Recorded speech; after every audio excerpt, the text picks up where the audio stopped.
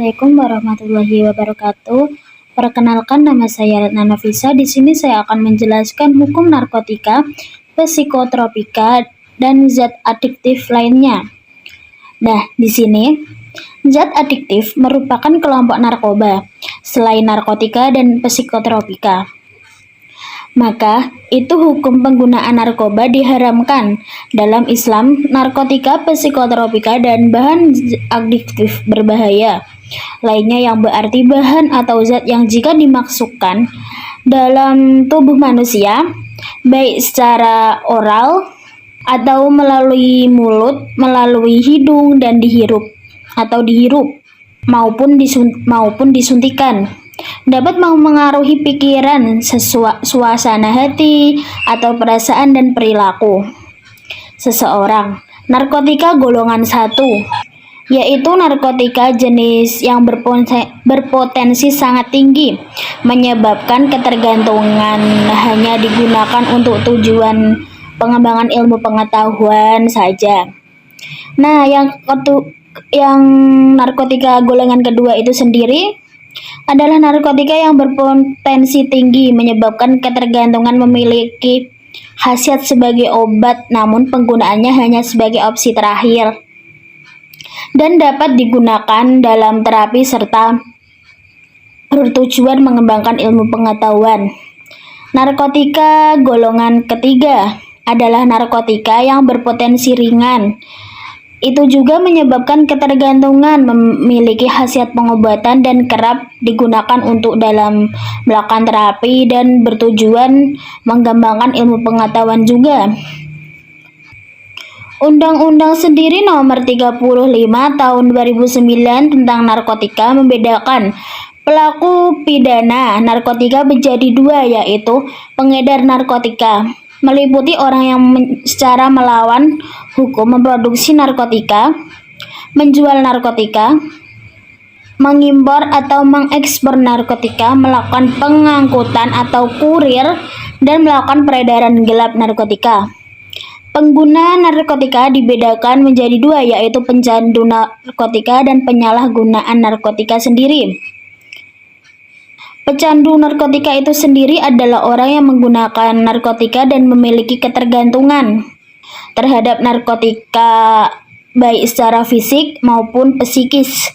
Sedangkan penyalahgunaan narkotika adalah orang yang secara melawan hukum atau tidak melaksanakan ketentuannya, aktif menggunakan narkotika. Hukum pidananya bagi pengedar narkotika diatur dalam pasal 111, 112, 113, 132 Undang-Undang nomor 35 tahun 2009 tentang narkotika, dengan hukuman kurungan penjara minimal 4 tahun dan maksimal hukuman mati, serta hukuman pidana berupa denda maksimal hingga 10 miliar atau 10 miliar. Sedangkan hukuman pidana bagi pengguna narkotika diatur dalam pasal 127 dengan hukuman penjara maksimal 4 tahun, hukuman pidana dengan denda maksimal 10 miliar. Pengguna narkotika juga berhak untuk melakukan rehabilitasi atau penyembuhan untuk penyembuhan dari ketergantungan terhadap narkotika.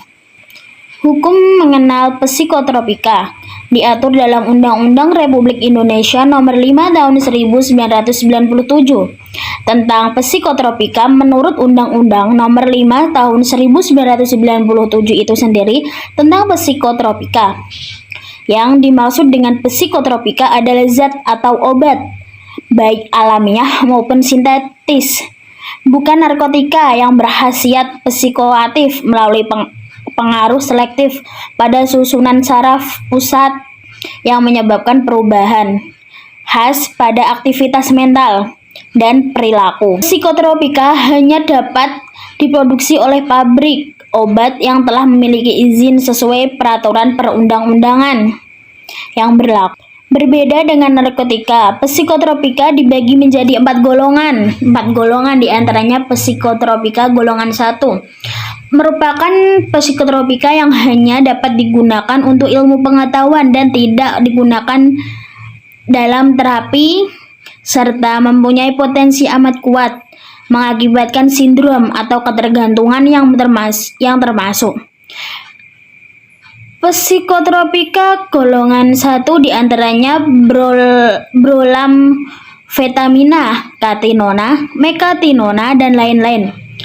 Psikotropika golongan 2 yaitu merupakan psikotropika yang berkhasiat pengobatan dan banyak digunakan untuk terapi dan atau untuk tujuan ilmu pengetahuan serta mempunyai potensi kuat, mengakibatkan sindroma ketergantungan yang termasuk psikotropika golongan 2 diantaranya adalah amfetamina, metaqualon, zipeprol, dan lain-lain.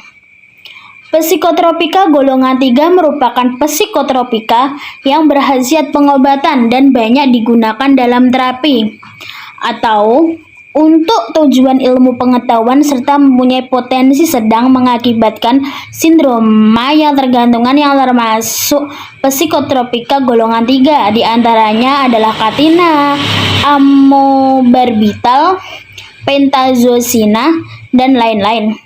Yang terakhir itu psikotropika golongan 4 merupakan psikotropika yang berkhasiat pengobatannya dan sangat luas digunakan dalam terapi dan atau untuk tujuan ilmu pengetahuan serta mempunyai potensi ringan, mengakibatkan sindroma ketergantungan dan termasuk psikotropika golongan 4 diantaranya adalah diazepam, ekstazolam, estinamat, dan lain-lain. Selain 4 golongan di atas, masih terdapat psikotropika lain yang tidak mempunyai potensi yang mengakibatkan sindrom ketergantungan namun masih digolongkan sebagai obat keras karena peraturan pembina serta pengawasan tunduk kepada peraturan perundang-undangan yang berlaku di bidang obat keras. Meskipun ada golongan yang memiliki potensi ketergantungan yang ringan, baik penyalahgunaan narkotika serta penyalahgunaan psikotropika tetap memberi dampak buruk bagi kesehatan. Mari jalani hidup sehat diawali dengan berhenti atau mencegah penyalahgunaan narkoba. Yang terakhir, zat adiktif itu sendiri juga menimbulkan ketagihan atau ketergantungan dengan pemakaiannya. Tapi jenis narkoba ini juga bisa menghilangkan rasa nyeri untuk pengobatan dan jenis narkoba ini juga bisa menjadi obat bius dan mengatasi depresi. Adapun dalil-dalilnya di antaranya surah Al-Baqarah ayat 195 dan An-Nisa ayat 29 yang berbunyi wala talaku biaidikum ila tahlukati, artinya dan janganlah kamu menjatuhkan dirimu sendiri ke dalam kebinasaan. Kisah surah Al-Baqarah ayat 195.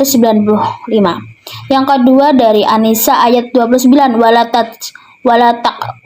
taqtulu anfusakum innallaha kana bikum rahim, artinya dan janganlah kamu membunuh dirimu, sesungguhnya Allah adalah Maha Penyayang kepadamu. Kisah surah An-Nisa ayat 29.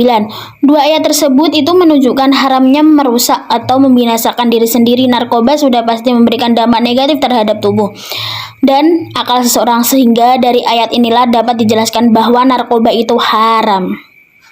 Terima kasih. Wassalamualaikum warahmatullahi wabarakatuh.